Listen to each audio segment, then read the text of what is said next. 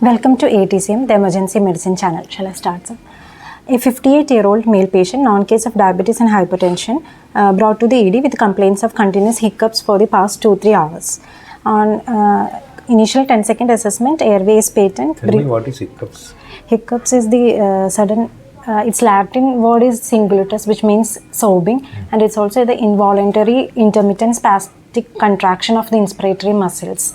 Mainly the against closed glottis. Okay. And it goes sudden inspiration that ends with the abrupt closure of the glottis.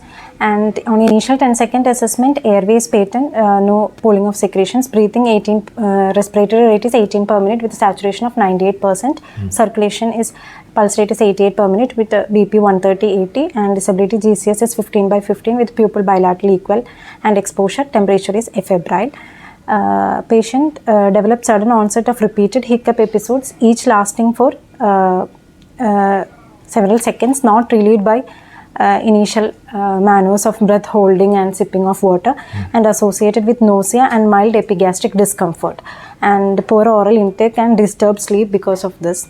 And no history of fever, cough, hemoptysis, hematemesis or chest pain, or focal neurological deficits, head injury or seizures, no history of recent surgery or anesthesia, and no history of similar episodes in the past, no history of chronic liver disease or chronic kidney disease, and any history of malignancy in the family, and no history of any steroid or chemotherapeutic drugs, and occasional alcohol intake history is also there.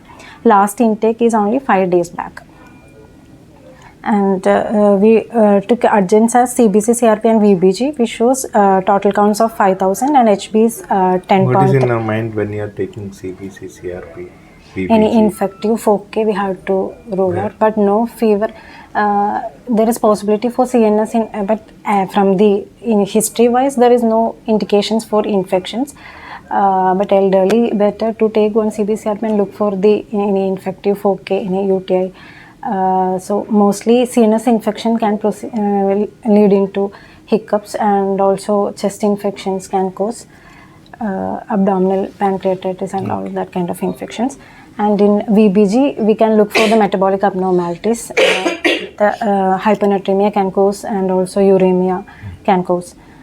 And on on general examination, there is no pylorictus clubbing, lymphadenopathy, and on systemic examination, respiratory system air entry bilaterally equal, and CVS S1, S2 heard, and CNS no focal neurological deficits, and CNS also intact cranial. We also have to check for the cranial nerves.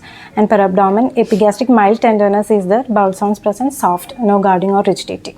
So initially, we give one Panducid 40 mg IV injection, and also we give one tab baclofen. 10 mg. What else? What other investigation you taken in interactive hiccups? We can do the basic complete blood count, and we can also done LFT, RFT, and the serum electrolytes can be checked. And we can. Most important investigation you do in interactive hiccups. What are things you have done? It is done. What is the most important investigation? CG to rule out? MI. Which MI? Inferior MI. So basically you have to take an ECG. You have to ask for sodium. That is number one. Then one ECG has to be taken to rule out inferior MI.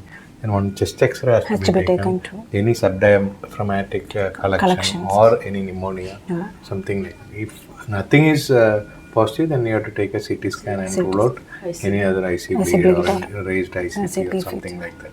These are the basic investigations you do in this interactive hiccups. In that, there are different causes for the hiccups, that is divided into CNS, vagus and phrenic nerve irritation, gastrointestinal disorders, thoracic disorders, and as we discussed, serious disorders like myocardial infarction, pericarditis, and also toxic and metabolic like alcohol, diabetes mellitus, hypocalcemia, hypocapnia, hyponatremia, and uremia. And post-operative, there is also risk in case of general anesthesia and intubation by the stimulation of glottis, and in case of neck extension by the stretching of the phrenic nerve roots, and gastric distension, and drugs like alpha-methyl-taupe and short-acting barbiturates, diazepam, midazolam, tramadol, and chemotherapeutic drugs also can cause hiccups. and dexamethasone is also very common to cause hiccups. And psychogenic causes are there like anorexia nervosa, conversion, and in case of anxiety, excitement, and stress and all. And while taking history, we have to ask for the duration of the current and previous episodes. If it is less than 48 hours, it is benign and self-limiting. But if it is more than 48 hours and less than 1 month, it is like persistent. And if it is more than 1 month, it is intractable. And we also ask for the possible precipitants for this and what is the impact of these hiccups on their daily activities. And we have to look for the complete list of medications and the persistence of symptoms during sleep. From that we can differentiate from the psychogenic causes. And the past medication list and recent any acute illness, surgery and all. And in physical examination, we have to look for the general examination, vital signs, any altered mental status, toxic appearance or cachexia. And also we have to look for the external auditory canal for any irritants. And head and neck, we have to look for thyromegaly, lymphadenopathy, masses or any pharyngitis features, CNS examination, and also the auscultation of chest for any infection, and palpation of the extremity pulses also for any deficit, and abdomen for any tenderness. And serum electrolytes, BUN, creatinine, calcium and everything have to be done, LFT, RFT, CBC for any infection, chest X-ray for thoracic causes of phrenic or vagal nerve irritation, and serum lipase in case of if there is any upper abdominal pain, and serum ethanol concentration if there is any recent alcohol history.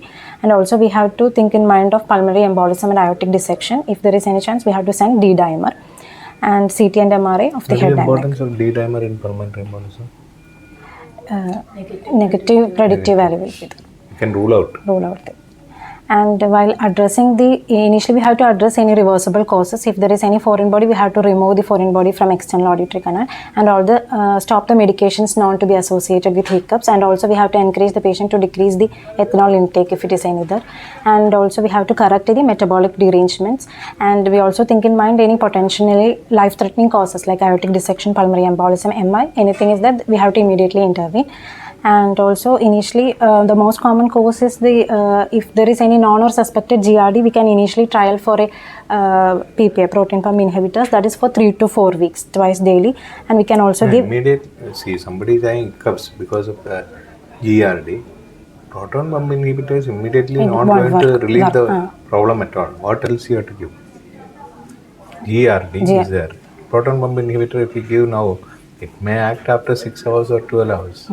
Immediately in emergency room, how do you manage? You can give Endas. Perinom is prokinetic drug. Okay. Baclofen you can give, that is a diaphragmatic like muscle relaxant. Or you can give, what else? Chlorpromazine, that is an IV, but side effects are there. But if side effects are there, we can treat it. Okay, xylocaine viscous you can give. Xylocaine viscous. That also relieves some amount of spasm and irritation. Okay. And there are some physical maneuvers are there to interrupt the normal respiratory function and to increase hypercapnia. That is breath holding for 5 to 10 seconds. Okay. We can perform Valsalva, sipping or gargling of very cold water. And also we can swallow 1 teaspoon of dry sugar and all. Okay. And otherwise we can move forward with the medications. Swallowing sugar will not reduce. The swallowing process will help to reduce. And we can also we can do the medications like baclofen and gabapentin followed by metoclopramide can also be done. Okay. Baclofen is a GABA analog with a phenylethylamine moiety, so that it will help act as a receptor agonist to activate the GABA.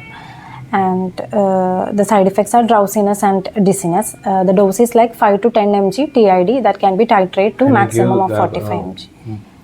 Baclofen and renal failure. Because renal failure patients come with hiccups very frequently. Can you give baclofen?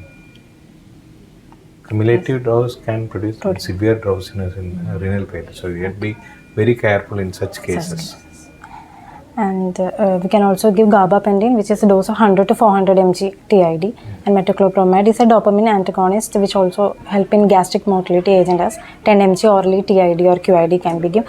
The side effect is tardive dyskinesia, extrapyramidal symptom. we can give Phenergan, Phenergan. Either Phenergan or what is it? Diphenhydramine syrup.